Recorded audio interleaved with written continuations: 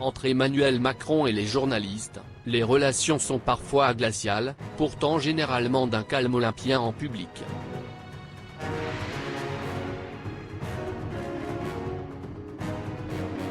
Au point que, selon une enquête de la journaliste Corinne Laïc révélée dans le magazine Paris Match dans les kiosques à partir du jeudi 26 novembre, le président de la République Emmanuel Macron ne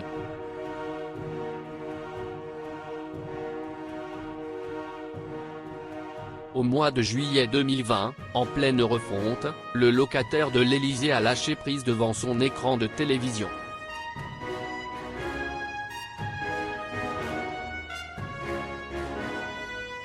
Regardez ces connards, disait-il à BFM TV. Si le mari de Brigitte Macron a essayé d'établir un lien avec la presse après la crise des Gilets jaunes, il considère qu'elle est principalement responsable.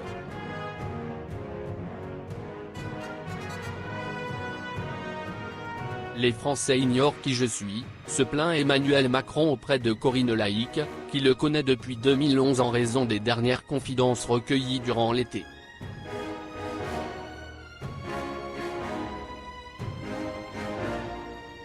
Une frustration que le chef de l'État a déjà pu révéler en plein jour, puisque ses coups contre la presse ont été nombreux.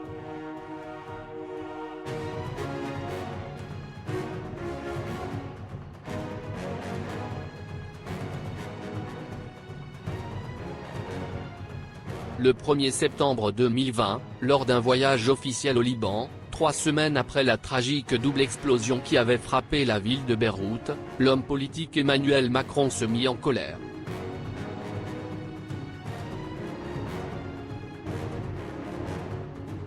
Ce que vous y avez fait, étant donné la sensibilité du sujet, étant donné tout ce que vous savez sur l'histoire de ce pays, est irresponsable.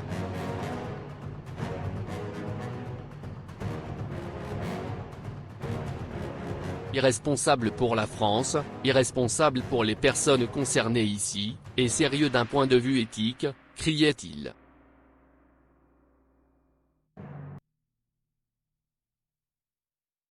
Mais voilà, le président de la République a sans doute une bonne raison de lancer une telle colère noire, la publication d'un article dans les colonnes du journal la veille pourrait bien avoir provoqué.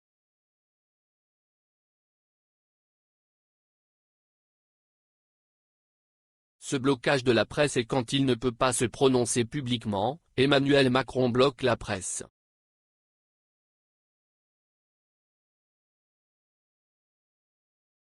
Très ennuyé par les journalistes, le chargé de communication du président Joseph Zimet a pris la décision radicale de bloquer sa communication en avril 2020.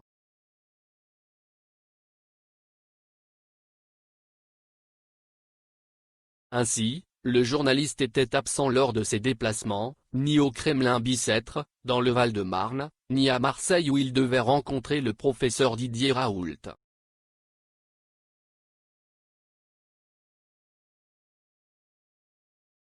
Et pourtant, ce fait est extrêmement rare. Privé de voyage par le chef de l'État en pleine crise sanitaire dont ils ont révélé avoir serré la main ou non respecté la distance sociale, tandis que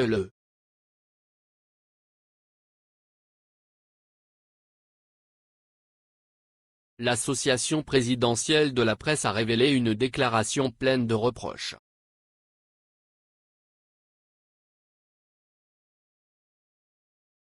Emmanuel Macron, un caméléon qui drague des informations utiles.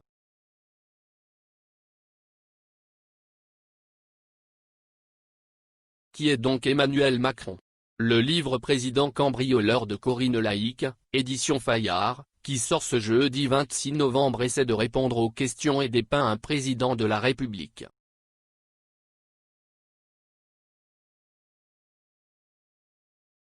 Le portrait d'un homme qui dérange mais qui veut plaire et faire de la France un pays uni.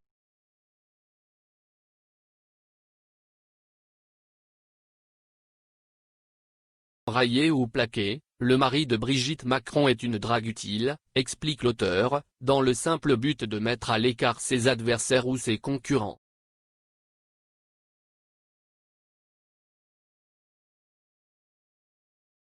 Extrait dévoilé par l'Express nous apprend que pour lui, se renier n'est pas se renier soi-même puisqu'il est avant tout mobile.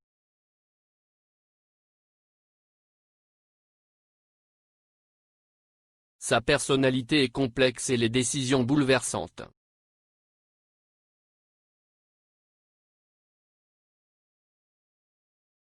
Corinne Laïc estime que le mandat d'Emmanuel Macron équivaut au casse du siècle.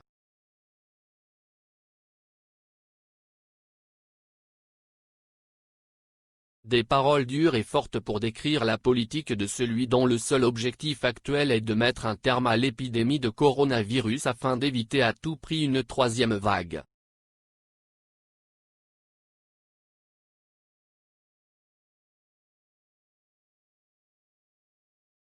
Cette prise de risque que François Hollande ne prend pas et qu'il dénonce. Un extrait publié par l'Express nous renvoie quelques années en arrière, le 2 mai 2012, lors du débat entre les deux tours de.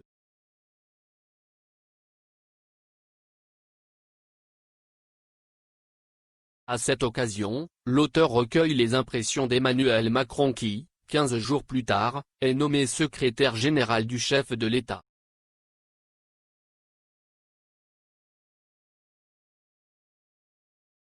Il se montre alors très critique envers celui qui est parfaitement amoureux de Julie Gaillet.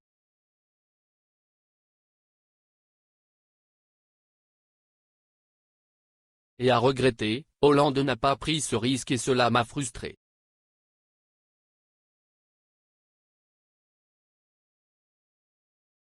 Depuis cette date, les relations entre les deux hommes sont très compliquées.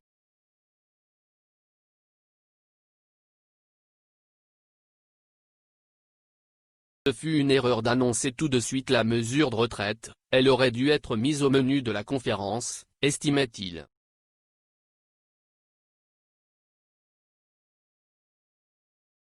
Après sa promotion au poste de ministre de l'économie, Emmanuel Macron a laissé le gouvernement lancer son parti et se présenter à l'élection présidentielle de 2017.